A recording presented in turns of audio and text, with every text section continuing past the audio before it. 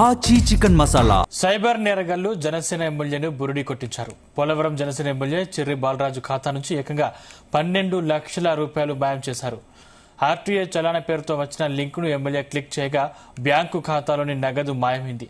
తన phone hack అయిందని నగదు మెసేజ్ రావడంతో షాక్ గురైన ఎమ్మెల్యే వెంటనే అప్రమత్తమయ్యారు. ఈ విషయంపై జీలుగుమిల్లి పోలీస్ స్టేషన్లో ఫిర్యాదు చేయగా పోలీసులు కేసు నమోదు చేసి దర్యాప్తు చేపట్టారు. చలానాలు, గిఫ్ట్ వోచర్లు, కేవైసీ అప్డేట్ పేరుతో వచ్చే లింకుల పట్ల అప్రమత్తంగా ఉండాలని పోలీసులు సూచించారు.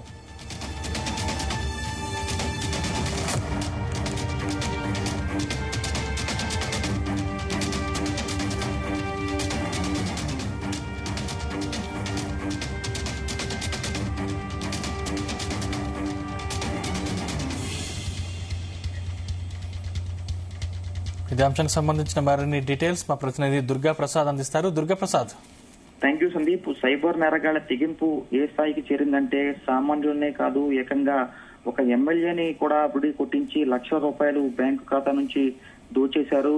నిత్యం ప్రజల్లో ఉంటూ అప్రమత్తంగా ఉండే నాయకులనే ఈ మాయగాళ్లు బుడి కొట్టించారంటే సైబర్ దోపిడీ ఏ స్థాయికి చేరిందో మనం అర్థం చేసుకోవచ్చు.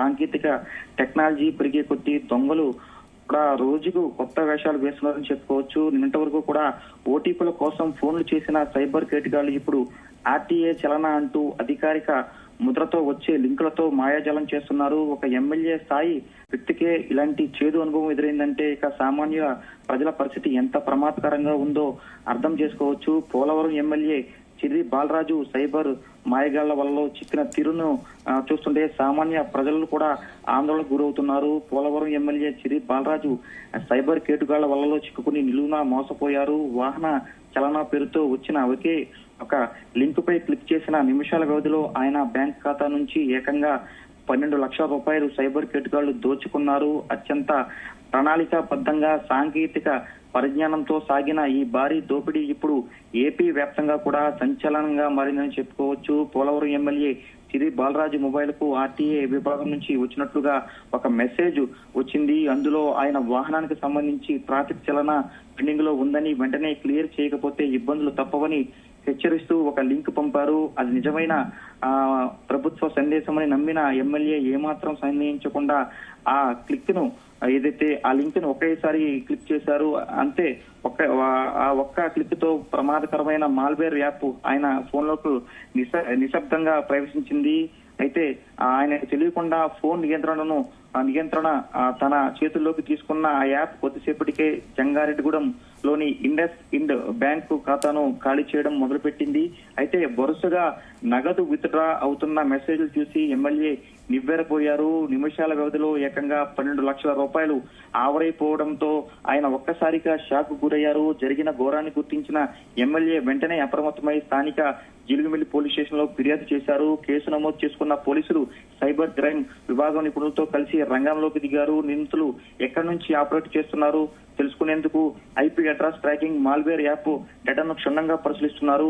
అత్యంత గోప్యంగా ఉండాల్సిన బ్యాంకింగ్ వివరాలు సైతం కూడా హ్యాక్ చేయగలిగారంటే ఈ ముఠా ఎంతటి సాంకేతిక నైపుణ్యం కలిగి ఉందో అర్థం చేసుకోవచ్చు. ఒక బాధ్యతమైన పదవిలో ఉన్న ఎమ్మెల్యేకే ఇలాంటి పరిస్థితి ఎదురవడంతో నిరంతరం అప్రమత్తంగా ఉండాల్సిన అవసరం ఎంతైనా ఉందని పోలీసులు గుర్తు చేస్తున్నారు.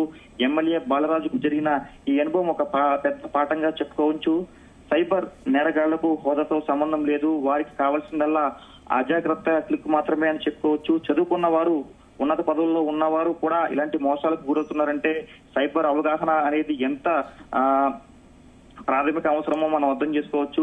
ఫోన్ కు వచ్చే ప్రతి మెసేజ్ ను కూడా అనుమానించడం, అధికారికంగా యాప్ల ద్వారా చెల్లింపులు చేయడం ఇప్పుడు ఒక మన కనీస బాధ్యతని మనం చెప్పుకోవచ్చు. ఈ ఘటన రాష్ట్ర వ్యాప్తంగా కలకలం రేపడంతో ఆంధ్రప్రదేశ్ డీజీపీ హరీష్ కుమార్ గుప్తా కూడా స్పందించారు. సోషల్ మీడియాలో లేదంటే ఎస్ఎంఎస్ ద్వారా వచ్చే తెలియని లింకులు, ఏపీకే ఫైళ్లు పట్ల ప్రజలు అత్యంత అప్రమత్తంగా ఉండాలని సూచించారు. ప్రభుత్వం లేదా బ్యాంకులు ఎప్పుడు ఇలాంటి లింకుల ద్వారా వ్యక్తిగత సమాచారం అడగవని ఆయన గుర్తు చేశారు. ఒకవేళ పొరపాటున ఎవరైనా మోసపోతే వెంటనే 1930 హెల్ప్ లైన్ నెంబర్ కు ఫిర్యాదు చేయడం ద్వారా పోగొట్టుకున్న సొమ్మును రికవర్ చేసే అవకాశం ఉందంటూ కూడా ఆయన తెలిపారు.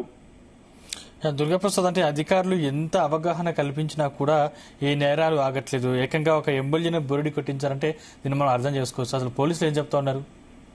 అయితే దేశవ్యాప్తంగా కూడా ఆన్లైన్ మోసాలు రోజు రోజుకు పెరిగిపోతున్నాయి. పూటకో రూపం మారుస్తూ కూడా ప్రజలను బురిడి కొట్టిస్తున్నారు. అయితే ఈ కేటుగాళ్లకు సంబంధించి ఏదైతే పోలీసులు కూడా విస్తృతంగా ప్రచారం చేస్తున్నారు.